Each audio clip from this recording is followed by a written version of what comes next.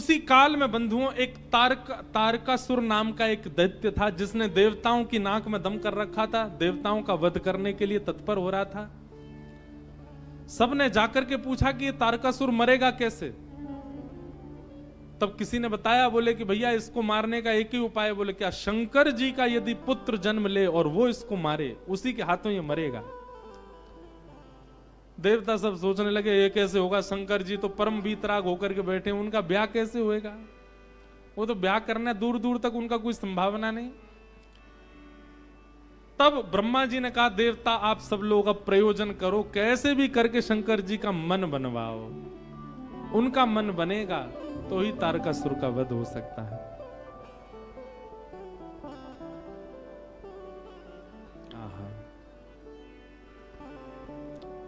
ये अमर है, ये ऐसे नहीं मरेगा, महादेव के पुत्र से ही इसका वध संभव है।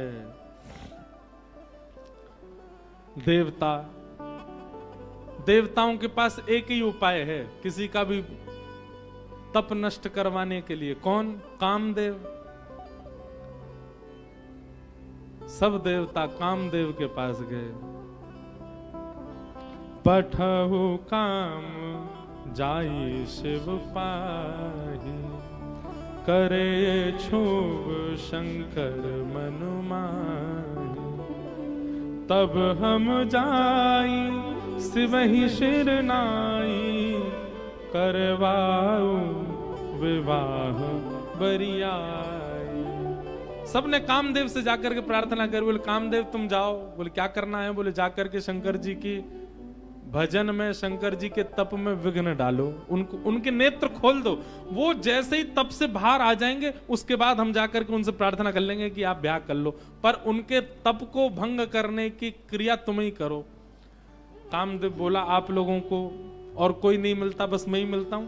हैं बेचारे सज्जन लोग, श्रेष्ठ लोग तप आदि करते, मेरे को भेज देते हो, जाके इसका तप दूर कर दो। देवता सब कहने लगे हम देवता, तुम ये सोचो ना, तुम्हारा बलिदान 33 कोटि देवताओं का लाभ करता है, पूरे ब्रह्मांड का लाभ करता है। एक बात कहते हैं बंधुओं, बुरा नहीं मानिएगा, काम दैत्य नहीं है, काम देव है। उसको दैत्य हम लोगों ने बनाया है, उसकी दैत्य के प्रकार आराधना करते हैं। अब जैसे कि महादेव की आराधना का नियम है, जल चढ़ाओ, बिल्व पत्र चढ़ाओ, धतूरा चढ़ाओ, पुष्प चढ़ाओ, गंगा जल चढ़ाओ, ये नियम है। अब इस नियम से परे जाकर के यदि महादेव की आराधना करेगा तो महादेव उसका सर्वनाश करेंगे कि नहीं? ऐसी काम की भी आराधना का नियम है। लोग उसको विपरीत प्रयोग ले लेते हैं काम का, इसीलिए काम सर्वनाश करता है, बुद्धि का, मति का, जीवन का। काम देव है, उसको देव की तरह भजो।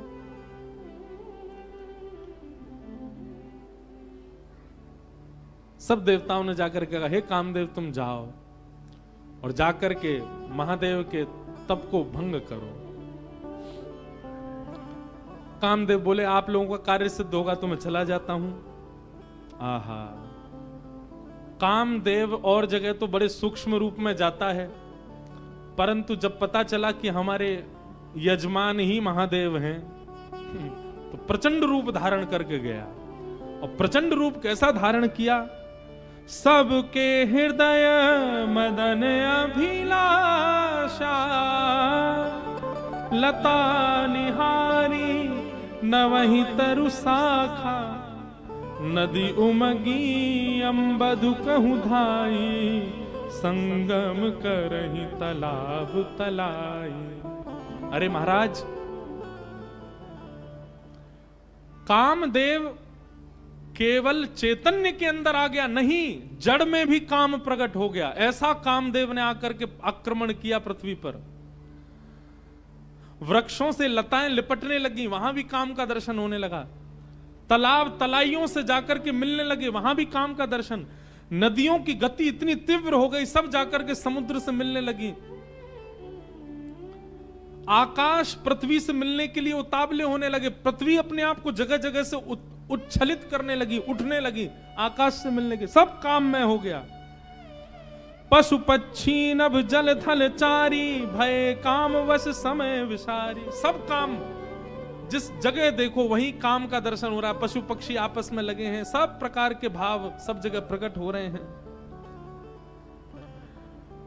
मदन अंध व्याकुल सब लोका, निश दिन नहीं अब लोक ही को का।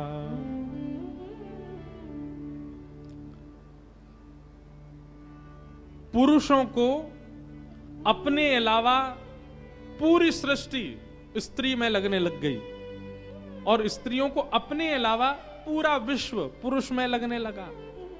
और काम की ज्यादा व्याख्या करनी नहीं है, पर बस हम ये इसलिए कर रहे हैं, जिन महादेव को आप दर्शन करते हो ऐसी स्थिति में भी डगमगाए नहीं, अपने ध्यान में बैठे रहे।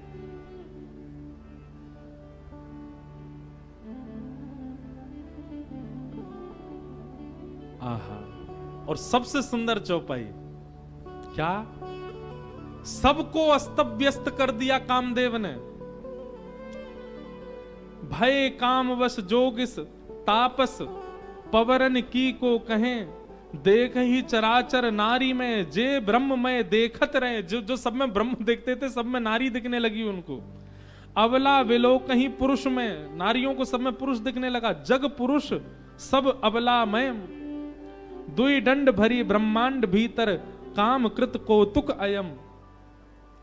धरी न काहू धीर सब के मन मनसी मन सिज हरे। ये बहुत अच्छी बात है। गोस्वामी जी महाराज लिख रहे हैं क्या, बोले कामदेव ने ऐसा आक्रमण किया, धरी ना काहू धीर, कोई अपने ऊपर काबू नहीं कर पा रहा है। सबके मन मन सिज हरे, सबके मन को कामदेव ने हरण कर लिया। लेकिन यह पंक्ति लिखने के बाद तुलसीदास जी रुक गए। तुलसीदास जी बोले हमने काम की कुछ ज्यादा प्रशंसा नहीं कर दी, काम की व्यापकता कुछ ज्यादा नहीं बता दी। अरे हमने ये तक लिख दिया कि कामवश जोगिस तापस परवनी किनको कहें। बोले जोगी तपस्वी सबको हमने काम के लहर में उलझा दिया। काम की इतनी प्रशंसा कर दी हमने, काम की इतनी व्यापकता दिखा दी हमने, कहीं ऐसा ना हो कि ये काम के सारे प्रसंग को सुनकर के लोग डर जाएं, बोले काम से जीते ही कौन सकता है फिर। लेकिन अब लिखी हुई बात मिट ना सके, मिटा तो सकते नहीं है, तो क्या करें। गोस्वामी तुलसीदास जी अति चिंता में बैठे हैं और मनी मन सोच रहे ये मैंने क्यों लिख दिया। धीर न काहू धीर सब के मन मसज हरे, सबको कामदेव ने हरण कर लिया। गोस्वामी तुलसीदास जी महाराज चिंता करते करते करते सो गए। तभी हनुमान जी महाराज आए और गोस्वामी जी की कलम उठा करके अगली पंक्ति लिख गए क्या, जो राखे रघुवीर ते उबरे ते ही काल महु। हनुमान जी महाराज लिख करके गए और सुबह उठते ही गोस्वामी जी ने स्नान ध्यान करके जैसे पुनः लिखने के लिए कलम उठाई तो क्या देखा, गोस्वामी जी जिस पंक्ति पर अत्यंत चिंतित हो गए थे कि काम ने सबको अपने वश में कर लिया, अब इससे आगे क्या लिखूं मैं। हनुमान जी नीचे लिख करके गए, बोले लेकिन जिनके हिये में साक्षात राम जी विराज रहे हैं, काम उनका स्पर्श भी नहीं कर पाएगा, काम उन पर प्रभाव नहीं कर पाया, प्रहार नहीं कर पाया। अरे जिनके चित्त में राम निवास करते हैं वो तो काल के मुख से निकल के आ जाते हैं।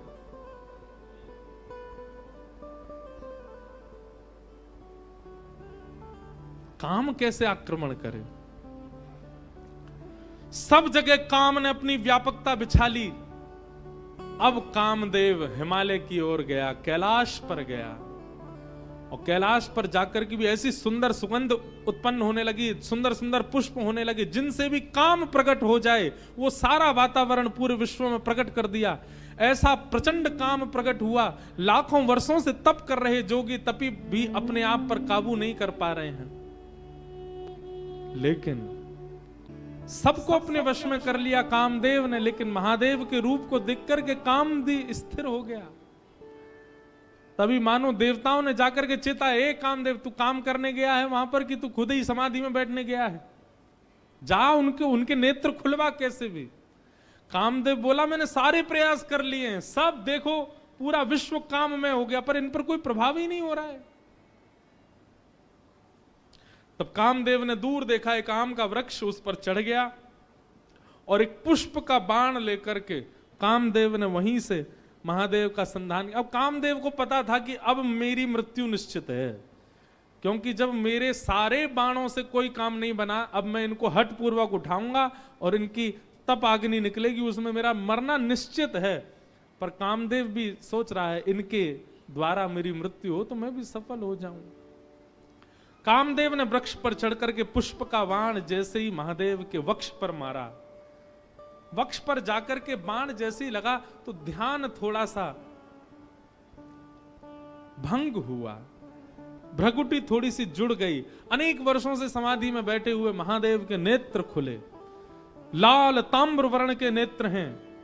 राम स्मरण में बैठे थे, राम जी का ध्यान कर रहे, महादेव के नेत्र खुले। अगल बगल देखा, किसने किया ये? तभी वृक्ष के ऊपर बैठे कामदेव को जैसे ही देखा, रुद्र ही देखी मदन भय माना, दुराधर्ष दुर्गम भगवाना।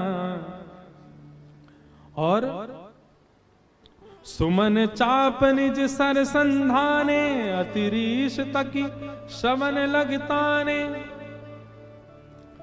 तब शिवती सर नयन उघारा, चितवत काम भयउ जरि छारा।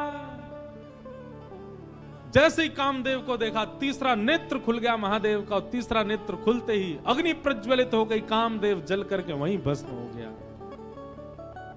बोलो रामेश्वर भगवान की।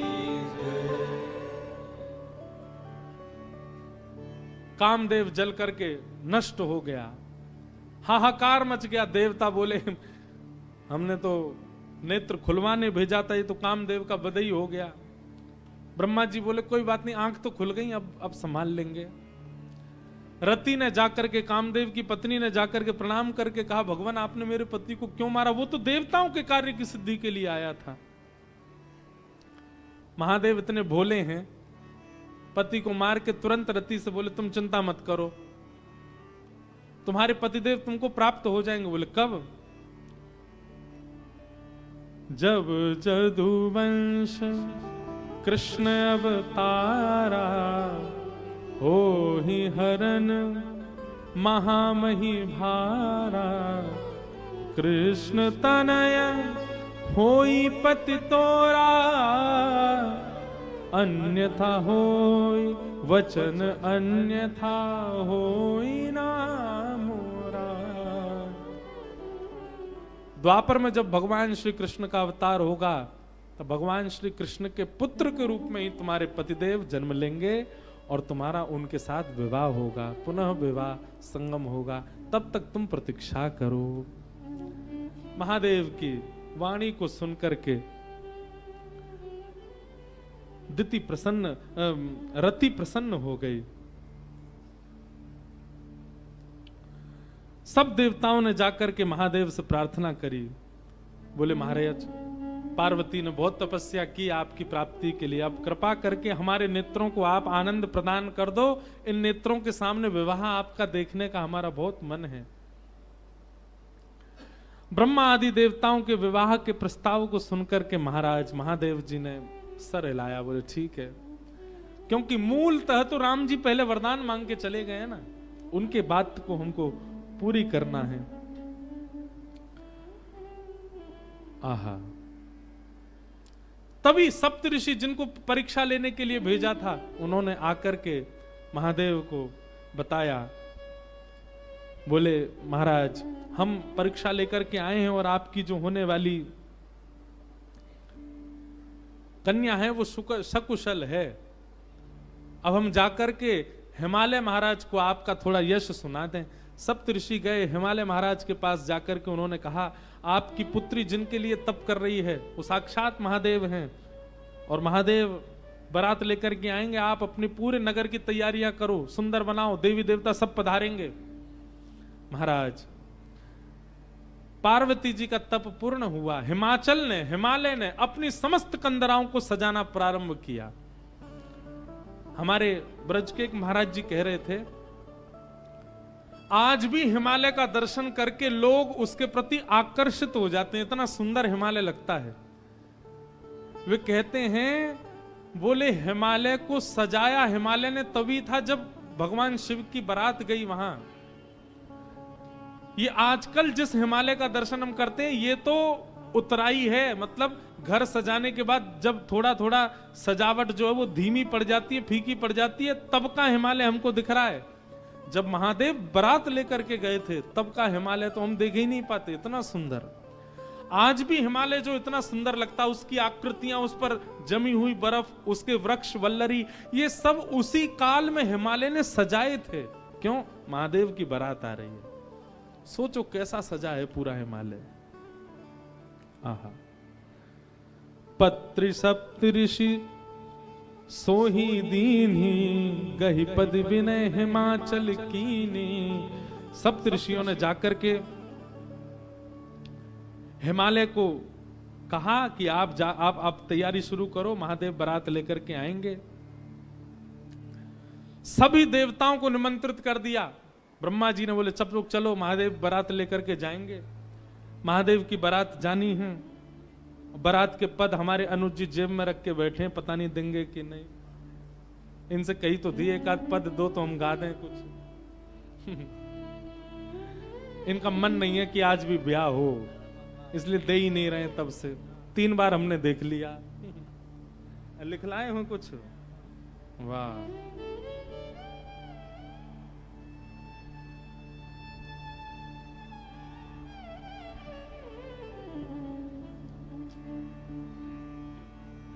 ये चित्रकूट के ही है ना, तो इनसे हमको बड़ी सहायता मिलती राम कथा में। चित्रकूट के हैं, इनको सब पता है कि कौन सी बधाई कहाँ गानी है, राम जी के विवाह में, शंकर जी के विवाह में। तो वैसे ही 2 दिन विलंब से ब्याह चल रहा है। जो परसों होना था वो आज हो रहा है। कल की जानकारी सुन लीजिए, अब 2-3 विशेष जानकारी सुन लीजिए। कल भगवान श्री राम का जन्मोत्सव होगा और भले ही कथा 3 बजे तक चले, कल तो हो ही जाएगा। और इतना लंबा होगा नहीं समय से हम कर देंगे। कल राम जी का मंगल जन्मोत्सव होगा और कल संध्या के सत्र में प्यारे गिरधर लाल जी यहां पधारेंगे और कल राम भेष में गिरधर लाल जी का यहां पर फिर बधाई उत्सव होगा। हम सब लोग बधाई गाएंगे, राम जी को मंगल बधाई देंगे। कल देख लेना, आप सबको पता नहीं चलेगा पर हम सब नाच रहे गा रहे होंगे, उस बीच में महादेव भी आएंगे। राम जी की बधाई गवेगी तो महादेव जी को आना पड़ेगा। और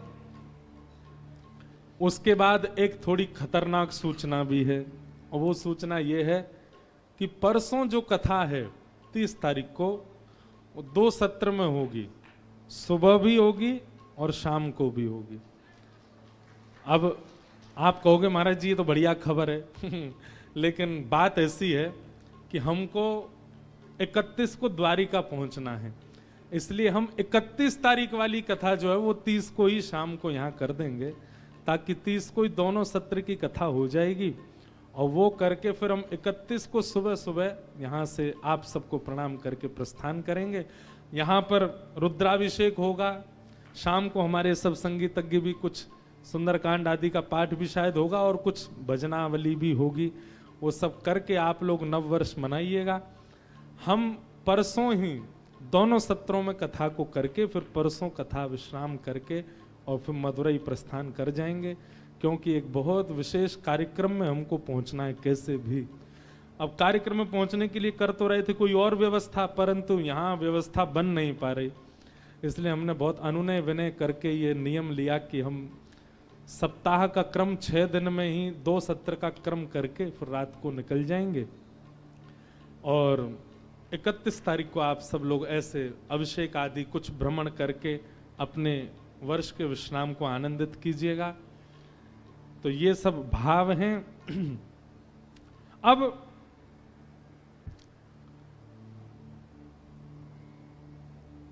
शंकर जी की बारात की तैयारी हो रही है। आहा, लगे सवारन सकल सुर वाहन विविध विमान, होई सगुन मंगल सुभद करहि अप्सरा गान। अप्सराएं गान करने लगी, डुमडुमियां बजने लगी, सहनाइयां बजने लगी, मंगल वाद्य बजने लगे। देवताओं ने अपने अपने वाहन सजा लिए, सब तैयारी करने लगे। बोले महाराज सब चलो, महादेव की बारात जाएगी। भगवान विष्णु पधारे। अब बहुत सावधानी से सुनिएगा। आहा, एक तो पहले से ही इतने सुंदर और बारात में जाने के लिए और सुंदर बनकर के आए। शंख चक्र गदा पद्म लेकर के भगवान नारायण आए। आहा, देख करके सब बलैया लेने लगे, कितने सुंदर। ब्रह्मा जी चतुर्मुख चारों का श्रृंगार करके आए और सुंदर। इंद्र भी आए, सब देवी देवता सब पधारे। लेकिन तभी सबने पूछा, बोले कि दुल्हा राजा कहां हैं? बोले अब भी शमशान में ही बैठे हैं। कुछ नहीं महाराज, बागंबर लपेटे, हाथ की तकिया लगाए पौड़े हुए हैं दुल्हा महाराज। ब्रह्मा जी ने आज जाकर के भगवान विष्णु ने जाकर के कहा, बोले आज आपका ब्याह होना है, नेक सज सवर लो, हैं थोड़े स्नान ध्यान करके नेक शुद्ध है जाओ, बढ़िया सी कोई अचकन पहन लो, सेहरा पहन लो, सिर पर पाग वाग पहन के नेक तैयार है के चलो, ब्याह होना है आपका।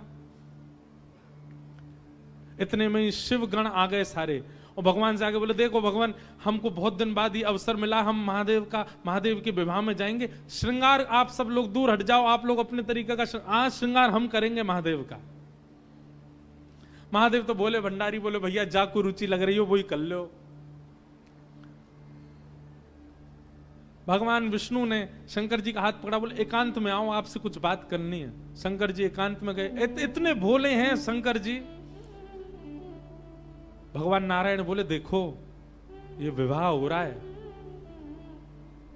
विवाह में मजाक आदि होते रहते हैं, इसलिए बुरा मत मान जाना बात का। शंकर जी बोले, हम तो कोई बुरा मानते नहीं। बोले क्यों? कामदेव आया था, आपने तीसरा नेत्र खोल करके उसको ध्वस्त कर दिया, भस्म कर दिया। कहीं पता चली सारी सरेज ने कोई ने मजाक कर दी, सोई तीसरा नेत्र खुल गयो, जल के राख हो जाएंगी साली सरेज, ये सब मत करना। विवाह का माहौल है, थोड़ी बहुत मजाक वजाक हो तो सहन कर लेना। वैसे तो आप सहन करते हैं, लेकिन आपके गण कभी कभी उत्तेजित हो जाते हैं, इनको सबको संभालना। और बाकी हम सब चल ही रहे हैं, सब संभालेंगे। शंकर जी बोले, मजाक होता है वहां पे? ससुराल में मजाक करते हैं दामाद के साथ? भगवान बोले, हाँ मजाक होता है। तो इसका मतलब है हम भी मजाक कर सकते हैं? नारायण भगवान बोले, कर ही सकते हो, पर लेकिन आप जगत संहारक हैं, उस तरीके का मजाक मत कर देना कि पता चली हिमालय कोई उल्टा थाप दिया पृथ्वी में, ये सब मत करना। नहीं नहीं नहीं, हम अपने तरीके से करेंगे। और सुनो, वो मजाक हमसे करने लायक रहे, इसका हम पूरा ध्यान रखेंगे, वो रहे नहीं, हम ही इतना मजाक कर देंगे। अच्छा, नारायण भगवान भी बोले कि चलो होन दो, अब क्या आनंद होन दो। शंकर जी गए, जाकर के सब अपने गण बुलाए, लाओ भैया श्रृंगार करो हमारा। कैसा श्रृंगार किया? जटाओं को पकड़ करके महाराज जटाओं का ही मुकुट बना दिया, जटाएं खोल करके उन्हीं का मुकुट बना दिया। सुंदर बागंबर पहनाई। बागंबर को रस्सी से बांधते थे, पर आज रस्सी से नहीं, आज सर्प से बांधा। बढ़िया वाला सर्प लेकर के आए, कमर में ला करके बागंबर बांध दी। एक सर्प को सिर के ऊपर बांध लिया, सर्प को सिर के ऊपर बांध करके गण लेकर के छोटे छोटे पतले पतले सर्प लेके आए, और उस सर्प से सारे सर्प लटका दिए सामने की ओर, बन गया सहरा। और सर्पों के मुंह से जो जीव निकल रही थी, उन जीवों में बिच्छू लटकाई दिए। तो जैसे जुबिया होती है ना, पतले पतले पुष्प और नीचे नीचे गुच्छे, तो ऐसे पतले पतले पुष्पों में तो छोटे छोटे सर्प, और नीचे गुच्छों में बड़े बड़े बिच्छू लटक रहे हैं।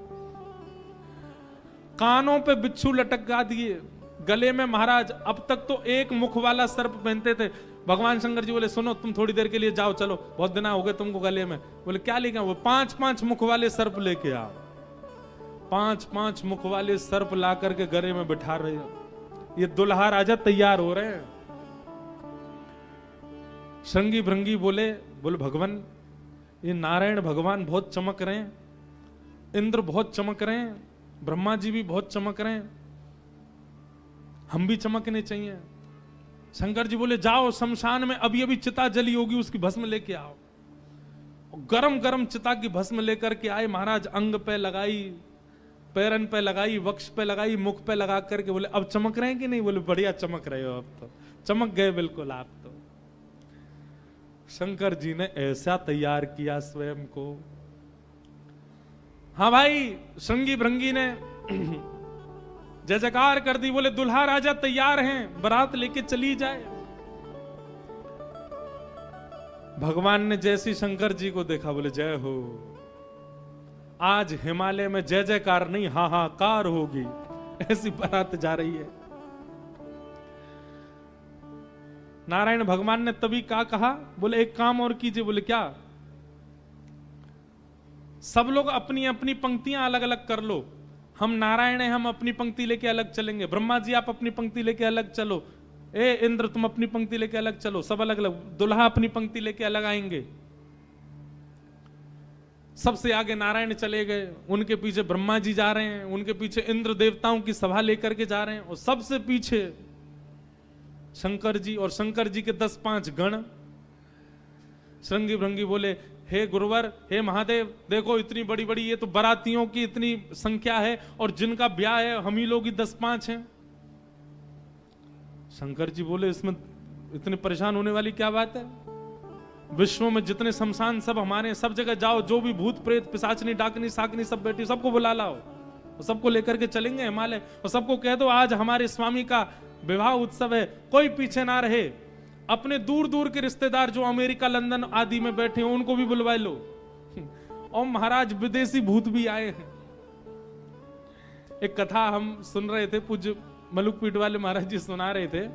जब राम जी की बारात जा रही थी ना, तो उसमें सारे प्रेत भूत आए, और जैसे ही प्रेत जाने लगे तो प्रेतों की हाहाकार, हुंकार और उनके चलन चाल को देख करके इंद्र को बड़ा अजीब लगा। क्यों? अयोध्या के सब लोग डर गए उनको देख के, बाराती।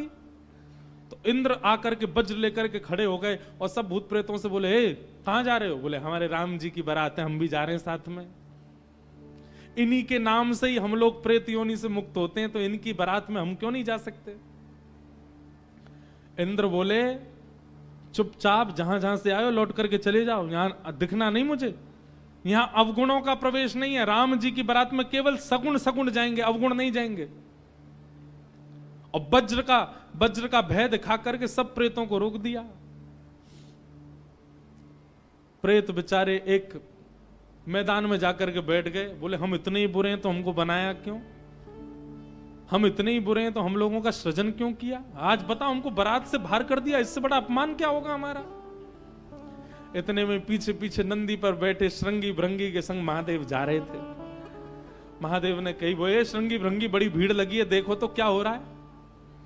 महादेव जैसे ही पहुंचे सब भूत प्रेत रोने लगे, बोले हमारे साथ बहुत बुरा हुआ, हमको क्यों बनाया? इंद्र ने अपने वज्र का भय दिखा करके हमको रोक दिया। बोले राम जी की बारात में तुम नहीं जा सकते, तुम सब असगुण हो, केवल सगुणों का प्रवेश है। महादेव तो बोले बाबा दीन दयाल, इतनी दया आ गई। महादेव बोले चिंता मत करो, हम वचन दे रहे हैं, ये जितनी देवतान के ब्याह इनके सबके में सगुण को जाने दो। देवों के ब्याह में सगुण जाएंगे और महादेव के ब्याह में सारे असगुण जाएंगे, तुम सबको हम लेके जाएंगे। हम सगुणों के संग नहीं चलेंगे, तुम्हारे संग चलेंगे, तुम सब चलना हमारे साथ। आज महादेव ने सब बुला लिए, सब लोग आ गए। आहा, सब भूत प्रेत आ गए। कैसे कैसे भूत प्रेत आए? को मुखहीन विपुल मुख काहू, बिन पद कर को बहुपद, बिन नयन को नयन विहीना, हृष्ट पुष्ट को अततन खीना। कोई मुखहीन विपुल मुख काहू, किसी का सिर ही नहीं है और किसी के बहुत सारे सिर हैं। और बिन पद कर को बहुपद बाहु, किसी के हाथ पैर ही नहीं है, रेंग रेंग के चल रहा हो, किसी के खूब सारे हाथ पैर हैं। विपुल नयन को नयन विहीना, किसी के नेत्र ही नहीं है, किसी के खूब सारे नेत्र हैं। और हृष्ट पुष्ट को भयंकर प्रचंड है और कोई अति तन खीना, कोई बिल्कुल पतला दुबला है।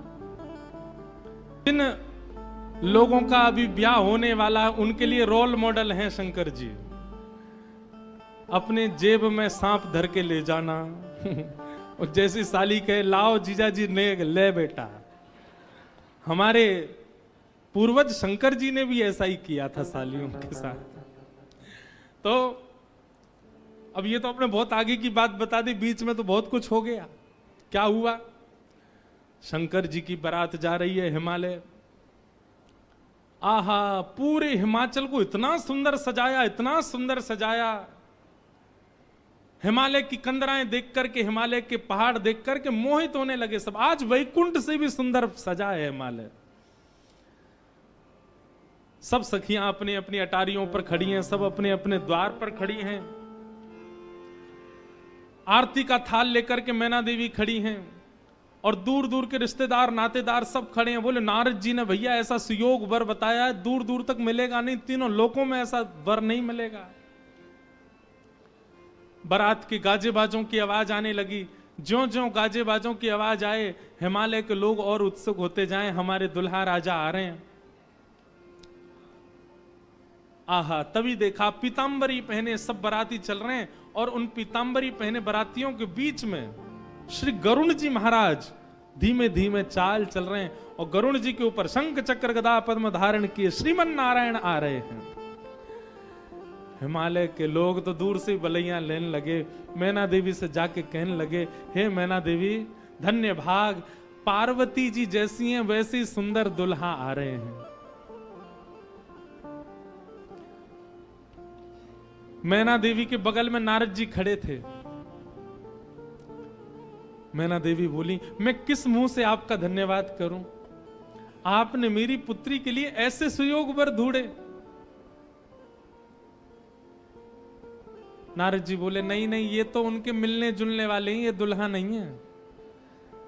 ये तो दुल्हा से ऐसी उनकी मित्रता है, प्रेम मानने वाले हैं।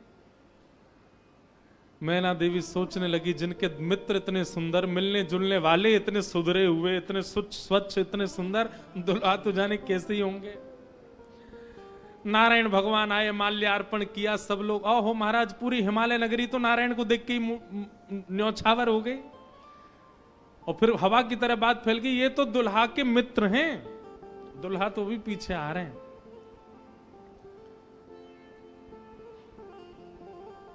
उनके पीछे आए चतुरानन ब्रह्मा जी। अच्छा, ब्रह्मा जी का रूप पिक्चरों में ऐसा दिखाया गया, सफेद दाढ़ी सफेद बाल। बूढ़े नहीं है ब्रह्मा जी, बेचारे आदि देव हैं, इसलिए उनको बूढ़ा बड़ा बताया जाता, पर बूढ़े नहीं है, वो भी खूब सुंदर हैं। 4 मुख वाले सुंदर। नारद जी ने बताया ही था कि आपके जो होने वाले दामाद हैं पंचवक्रम, 5 मुख हैं उनके। तो 4 मुख देख करके मैना देवी बोली, 5वां मुख ऊपर होगा, दिख नहीं रहा है, यही है। बोलो, मैं किस मुख से आपका धन्यवाद करूं? आप यही है ना, पंचवक्र है ना, इनके पंचमुख होंगे, 5वां ऊपर होगा। वो नहीं नहीं नहीं, ये तो चतुर्मुख हैं, ये तो ब्रह्मा जी हैं, ये भी दुल्हा नहीं है। तीसरे आए नारद जी, तीसरे आए इंद्र। इंद्र जैसे ही पधारे। इंद्र का रूप भी बहुत सुंदर है, देवताओं के राजा हैं। इंद्र को देख करके सब हिमालय के लोग बोले, नारद जी निश्चित यही हमारे दुल्हा राजा हैं, पहुना हैं। नारद जी हंसने बोले, नहीं नहीं, महादेव को जब प्यास लगती है, आपके दुल्हा को जब प्यास लगती है तो पानी पिलाने का काम यही करते हैं, ये उनको पानी पिलाने वाले। हिमालय के लोग बोले, भैया पानी पिलाने वाला इतना सुंदर है, दुल्हा तो जाने कैसा ही होगा। जैसे ही सब देवी देवता जाने लगे, अब दूर से ही हूं हा हा ही आवाज आने लगी। नारद जी बोले, बारात आ रही है, अब इन लोगों की व्यवस्था में देख के आता हूं, आप यहीं खड़ी रहना। नारद जी खिसक लिए वहां से, बोले अब तो पता है क्या होने वाला है। हमारे बक्सर वाले पूज्य मामा जी श्री नारायण दास भक्तमाली जी, वो इतना सुंदर वर्णन करते हैं। बोले, जब बारात आती है तो बारात सबसे पहले देखने के लिए कौन जाते हैं? छोटे छोटे बच्चे सबसे पहले यही जाते हैं बारात देखने। पूरी खबर पूरे नगर में यही बच्चे ही फैलाते हैं इतने हाथी, इतने घोड़ा, इतने बैंड बाजे वाले, इतने लाइट पकड़ने वाले, इतने नाचने वाले। बारात में सबसे ज्यादा बच्चे, सब पहले ही पहले पहुंच गए। बोले कहां है बारात, कहां है बारात। तभी देखा बारात तो आई नहीं, लेकिन हिमालय के सारे बालक चौकड़ी मार के भागते हुए अपने अपने घरों की ओर भाग रहे हैं। घरों के भीतर गए, माता पिता को भीतर बैठा लिया, भीतर से किवाड़ बंद करके बालक सब अपने छाती पे हाथ धर के सांस लेने लगे जोर जोर से। माता पिता ने पूछी क्या हुआ बच्चों, तुम बारात देख करके आए? बड़ा हाथी देख लिया होगा तभी डर गए। बोले हाथी? बोले हमने क्या देखा, हम कैसे वर्णन करें। अरे बाप रे बाप, कैसन कैसन भूत प्रेत, कैसन कैसन सांप। अरे बाप रे बाप, कैसन कैसन भूत प्रेत, कैसन कैसन सांप। छूटेला पसीना श्वास, छूटे हाफ हाफ। छूटेला पसीना श्वास, छूटे हाफ। माई बाप पूछन लगे, आंचल सो झांक। हाँ माई बाप पूछन लगे, आंचल सो झांक। अरे बाप रे बाप, कैसन कैसन भूत प्रेत, कैसन कैसन सांप। अरे बाप रे बाप, कैसन कैसन भूत प्रेत, कैसन कैसन सांप। बच्चों से पूछे, बोले क्या बात है? बोले अरे बस पूछिए मत, कैसे प्रेत आए। आज निश्चित ही हम हिमाचल के लोगों के किए हुए पाप आज हमको फल के रूप में मिल रहे हैं कि ऐसी बारात देखने को मिली है हमें। एक बिना मुख का बराती, क्योंकि भूत प्रेत है, बिना मुंह ही नहीं है, उसका शरीर धरीधर है, पहुंच गया, किसी द्वार को खटखटाने लगा। भीतर से खोल करके लोगों ने जैसे उसका रूप देखा, रूप देखते ही स्तब्ध हो गए। बोले हम बाराती हैं, रहने की व्यवस्था कहां है? बाराती का मुख देख करके सब बोले तुम तो यहीं रह जाओ, कहीं रह जाओ, हम छोड़ छाड़ के भागे यहां से, भैया ऐसी बारात। आहा, ना जाने उदय भैले कौन नगर पाप। ना जाने उदय भैले कौन नगर, प्राण बचे आज कोनु पुण्य के प्रताप। हाँ प्राण बचे आज कोनु पुण्य के प्रताप। अरे बाप रे बाप, कैसन कैसन भूत प्रेत, कैसन कैसन सांप। अरे बाप रे बाप, कैसन कैसन भूत प्रेत, कैसन कैसन सांप। सब हिमाचल के लोग बोले भैया अगर किसी ने पुण्य किया होगा तो ही बचेगा आज बारात देख करके, नहीं तो जीवित बचने वाला नहीं है। ऐसी प्रचंड बारात आ रही है। शिव के बारात के विचित्र पडल छाप। शिव के बारात के विचित्र पडल छाप। नगरी सुनसान भैला लागे कुटिया काप। हाँ नगरी सुनसान भैला लागे कुटिया काप। भैया कहीं बारात आती है तो पूरी नगरी में सब लोग इकट्ठे होते हैं देखने को, पर आज हिमालय की नगरी पूरी सुनसान हो गई है बारात देख करके, और सब अपने घरों में घुस करके केवल कांप रहे हैं, राम राम जप रहे हैं। बोले आज बचा लो कैसे भी। एक जगह एक आदमी शरबत लेकर के खड़ा था बारातियों को पिलाने के लिए, खूब सारी शरबत के पात्र थे। इतने में ही एक बाराती पहुंच गया। बाराती समझ जाओ कौन भूत ही था। हिमाचल महाराज ने कहा था कोई बाराती परेशान नहीं जाना चाहिए, और बस शरबत वाला तो बाराती कोई देखता रह गया। बाराती आए और आकर के शरबत उठाए, शरबत उठा करके पीना तो दूर, उससे स्नान और कर लिए, शरबत में ही नहा लिए। शरबत में स्नान देख करके शरबत बटोरने वाला भाज गया। वहां मैना देवी और हिमाचल महाराज खड़े थे। कर्मचारी दौड़े दौड़े आ रहे हैं, बोले बारात आ गई, तुमने शरबत पिलाया? हाँ पिला दिया। पिलाया नहीं, नहला दिया। अच्छा अब चलो ये पकौड़े मंगौड़े बने, ये ले जाओ, रास्ता में सबको पवाओ। किसी और को भेज दीजिए, सेवा का सौभाग्य किसी और को भी दे दीजिए, मुझे प्राण बहुत प्यारे, इकलौता हूं अपने माता पिता का। ऐसी बारात। महादेव नंदी पर सीधे नहीं बैठे, उल्टे बैठे हैं। क्यों? नारायण भगवान कह के गए थे कि मजाक होता है, बोले हम ही प्रारंभ कर दें मजाक। उल्टे बैठ करके गए नंदी पर और श्रृंगी भृंगी से कह रहे हैं, हारे इंद्र की जमात, नारायण की जमात, ब्रह्मा की जमात से कम तो नहीं लग रहे? बोले कि महाराज अपनी जमात से आगे कोई नहीं है, सबरी जमात फीकी पड़ गई हमारी जमात के आगे। ऐसे ऐसे भूत प्रेत, ऐसे ऐसे बराती तो किसी बारात में नहीं गए होंगे, आप चिंता मत करो। महादेव बड़े प्रसन्न है, बोले बहुत बढ़िया, कोई कमी नहीं छूटने पाए, करो बढ़िया व्यवस्था। आहा, कोई करे भय से विलाप, कोई करे अलाप, कोई करे भय से विलाप, कोई करे प्रलाप, कोई करे आंख मूंद राम नाम जाप। हाँ, कोई करे आंख मूंद राम नाम जाप। क्यों? अरे बाप रे बाप, कैसन कैसन भूत प्रेत, कैसन कैसन सांप। अरे बाप रे बाप, कैसन कैसन भूत प्रेत, कैसन कैसन सांप। कही लगन नारायण, मिट सब कर संताप। कहने लगे नारायण, मिट सब कर संताप। शिव जी दयालु दीने, उठ पल के थाप। हाँ, शिव जी दयालु दीने, उठ पल के थाप। अरे बाप रे बाप, कैसन कैसन भूत प्रेत, कैसन कैसन सांप।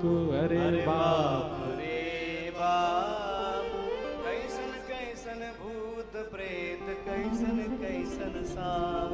शिव जी की बारात आ रही है महाराज। मैना देवी हाथ में थाल लेकर के खड़ी हैं।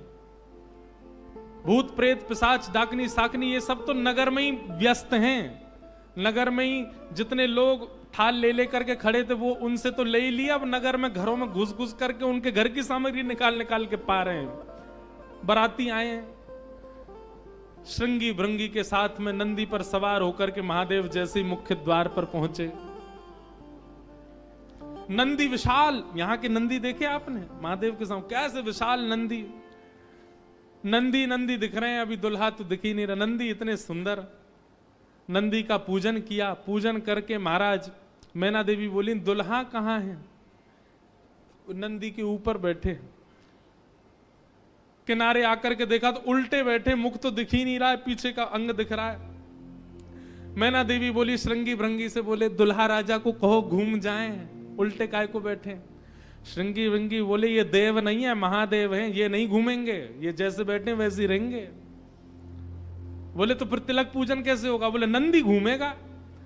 नंदी उल्टा जब हुआ तब महादेव बैठे हैं और सबरे काम खराब करवाने वाले श्रृंगी भृंगी हैं। आप नीचे मत उतरना, आप दुल्हा हैं, सासू जी ऊपर आएंगी तिलक करने। शंकर जी भी बिल्कुल भोले भाले, जैसे बता दो वैसे कर रहे हैं। अच्छा, भगवान नारायण वैसे तो बड़े प्रिय हैं, पर वो भी दूर खड़े खड़े उनको भी आनंद आ रहा है। बोले बढ़िया है, ऐसी भी बारात एक होनी चाहिए, तो जीवन भर याद रहे सबको।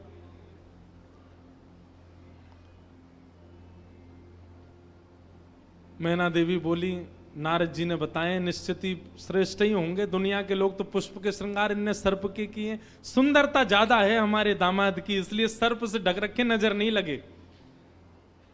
श्रृंगी भृंगी से कही नेक तो कहो दुल्हा मुखमंडल दिखाएं।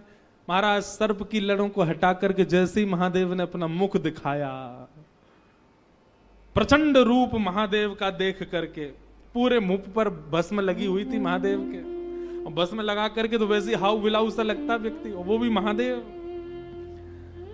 भस्म लगी है, भस्म के ऊपर ही काजल लगे हैं, भस्म के ऊपर ही पान चबा रखा, मुख से महाराज लाल लाल लर निकल रही हैं। ऐसे विचित्र महादेव को देख करके मैना देवी तो वहीं मूर्छित होकर के गिर गई, हाथ से थाली वाली गिर गई, चीख मार करके जितनी सखियां थी सब भागी वहां से। महादेव ने श्रृंगी भृंगी को देखा, श्रृंगी भृंगी तो आश्चर्यचकित पड़ गए। महादेव बोले तुम लोगों के मुख इतने मुरझाए से क्यों लग रहे हैं? बोले भगवान स्वागत करने आई थी, ये तो मूर्छित ही हो गई। महादेव बोले सब नगरों के अपने अपने रिवाज हैं, यहां मूर्छित होना ही रिवाज होता होगा। दुल्हा को देखते ही सासू मां मूर्छित हो जाती, यही रिवाज होगा। चलो अपने जनवासे में चलें। और जनवासा कहां है? शमशान घाट। जनवासा बनवाया था लेकिन वहां नहीं गए, जहां पर जा सारी बारात वहीं पर जाएगा दूल्हा। और सारी बारात कहां है? वो तो शमशान में। शमशान में जाकर के दूल्हा राजा बैठ गए और बार बार श्रृंगी भृंगी से कहें कोई कमी तो नहीं? बोले नहीं, बहुत बढ़िया है, सब बिल्कुल बढ़िया है। भगवान नारायण बोले भैया अब हमको चलना चाहिए, महादेव से बात करनी चाहिए, ये तो ऐसे तो काम बनेगा नहीं, ऐसे ब्याह कैसे होगा। नारायण भगवान गए और भगवान जाकर के शमशान में बैठे महादेव से जाकर के बोले यहां क्यों बैठे हो आप? बोले नगर में कोई है ही नहीं तो कहां जाएं, यहीं बैठेंगे। नगर तो पूरा खाली पड़ा है, कोई है ही नहीं स्वागत करने के लिए। एक माता जी जरूर आई थी, जो बता रहे थे वो हमारी सासू मां, वो भी मूर्छित। बोले मूर्छित हो गई? शंकर जी बोले मूर्छित नहीं हुई, सत्यता हम बता रहे हैं आपको। और क्या हुआ था? बोले हमने उनकी थाली की ओर देखा, थाली में वो जल का लोटा लेकर के खड़ी थी। जल का लोटा उन्होंने फेंक दिया। क्यों फेंक दिया? उन्होंने सोचा जब हमारे दुल्हा की जटा से ही गंगा निकल रही है तो इनको सामान्य लोटा क्या दिखाएं हम, इसलिए उनका लोटा गिर गया। हमारे जटा पर जब उन्होंने सुंदर चंद्रमा को बैठे देखा तो उन्होंने कहा जिसका तिलक ही चंद्रमा है उसको हम रोरी चावल क्या लगाएं, इसलिए रोरी चावल छूट गए। नारायण भगवान बोले हमने सुना आपकी सासू मां मूर्छित हो गई। बोले मूर्छित नहीं हुई तो दुनिया की सास जमाई की आरती करती हैं, बलैया लेती हैं, दामाद सासू को प्रणाम करता, पर हमारे रूप पर न्योछावर होकर हमारी सासू मां ही दंडवत करने लगी हमें, मूर्छित नहीं हुई है। शंकर जी को हृदय से लगा कितने भोले हैं आप। यहां नारद जी पहुंचे। अब महाराज अंदर तो मातम मन रहा था, सब लोग पार्वती जी को घेर करके बैठे हैं।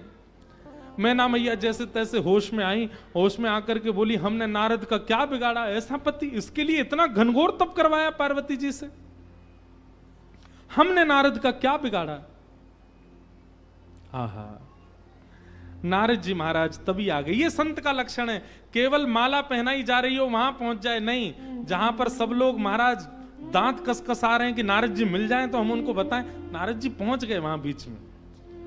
संत का लक्षण है कि जहां अपमान की भी स्थिति बने वहां जाने में भी जिसको संकोच ना हो वो संत है। नारद जी आ गए। नारद जी आकर के समझाने लगे और मैना मैया से कह रहे हैं क्या? तब नारद सब ही समझावा, पूरब कथा प्रसंग सुनावा, मैना सत्य सुनहु मम वाणी, जगदम्बा तब सुता भवानी। मैया मुझे अभी अभी सत्य पता चला, मुझे ऋषियों ने बताया, मुझे भगवान ने बताया ये सत्य, क्योंकि मैं स्वयं आश्चर्यचकित था। इतनी सुंदर के लिए महादेव पधार। मैंने पहले तो बता ही दिया था कि आपके दामाद कैसे होंगे, पर इन दोनों का जो ये योग बना है इसमें मैं और आप और कुंडली कुछ नहीं कर सकती। मैं और आप इसमें कुछ सहायक नहीं है। आपकी पुत्री जो है ये साक्षात जगदम्बा है, साक्षात भवानी है, ये साक्षात सती रूपा है। पहले यही सती रूप बनकर के आई थी, महादेव की अर्धांगिनी बनी, किसी कारण से इनको देह त्याग करना पड़ा और देह त्याग करते समय इन्होंने ही हरि से मांगा था कि जन्म जन्म शिव पद अनुरागा, और उसी कारण से ये पार्वती बनकर के आई हैं। मेरे और आपके चाहने से विवाह नहीं हो रहा है, ये भवानी है और भवानी सदा शिव की होती हैं। आप उनको सामान्य दुल्हा के रूप में मत देखिए, आप यह विचार कीजिए कि आपकी पत्नी जो हैं, आपकी पुत्री जो हैं, ये साक्षात भवानी और वो शिव हैं, तब आपको उनका रूप दिखाई देगा। पूरी कथा बताई और सब बात सुनकर के, नारद जी के सुंदर वचनों को सुनकर के, तब मैना हिमवंत आनंदे, पुनि पुनि पार्वती पद वंदे। पार्वती जी और हिमाचल, अब हिमाचल और मैना देवी अब पार्वती जी के चरण वंदन करने लगे। हम तो पहचान ही नहीं पाए कि हमारे कुल में साक्षात भवानी प्रकट हुई हैं। नारी पुरुष शिशु जुबा सयाने, नगर लोग सब अति हर्षाने। जब दुल्हा के रूप में महादेव को देखा तो सब भयभीत होकर के भाग गए थे, लेकिन अब सब साक्षात महादेव के रूप में जब सब देखा तो सबके हृदय में हर्ष होने लगा, सबके मन में आनंद होने लगा, सब अपना सौभाग्य माने लगे। और तब विविध पाति बैठी जेवनारा, लागे पुरुषन निपुण सुवारा। नारी वृंद सुर जेवत जानी, लगी देनकारी मृदुबानी। और फिर से मंगल गाने शुरू हो गए। महाराज सारियां जैसे गारियां देती हैं, वो गारियां सब प्रारंभ हो गई। महादेव का सविधिवत पूजन आदि हुआ। अब मैना देवी ने जाकर के जब महादेव को देखा तो महाराज उनकी सुंदरता के आगे तो सब फीके लगने लगे। ऐसे सुंदर नेत्र, ऐसे सुंदर कान, ऐसे सुंदर नासिका, ऐसा सुंदर श्रृंगार, महादेव के रूप भाव को देख करके मैना देवी बलैया लेने लगी, बड़भाग मानने लगी।